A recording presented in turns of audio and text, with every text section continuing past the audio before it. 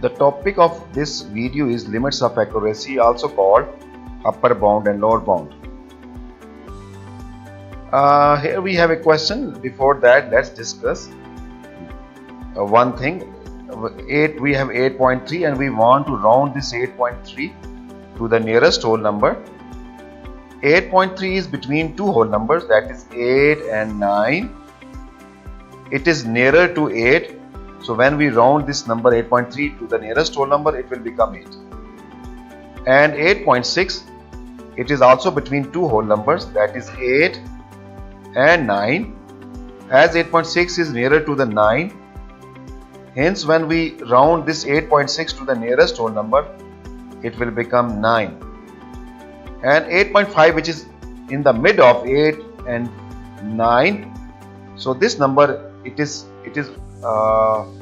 we say that when we round it to the nearest whole number, it will convert to the right hand side number, that is 9.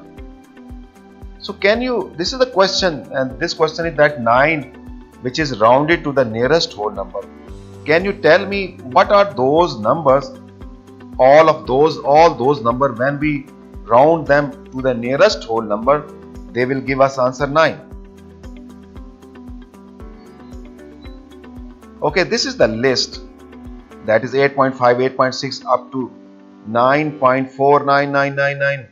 Although these numbers, when we round them to the nearest whole number, all of them will give us answer 9. So therefore the number which is at the beginning 8.5, this is called lower bound. So it is lower bound. And the number which is over here 9.49999, it's keep on going.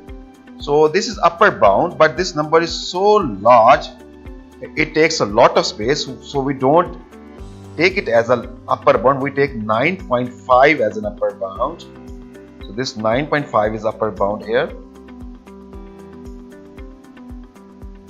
upper bound. And because 9.5 is, when we round it to the nearest whole number, it will become 10, not 9. So therefore we say that 9.5 is upper bound, but this 9.5 is not the part of the list. Okay, so we write this upper bound and lower bound information in the shape of inequality. Let's see how to write that in the shape of inequality. So we write lower bound first, 8.5, and then we write upper bound 9.5. Then we put X in between them, and then we put inequality symbols. But here you know that when we round 8.5 to the nearest whole number, it will become 9. This 8.5 is part of the list. Therefore we put equal sign over here.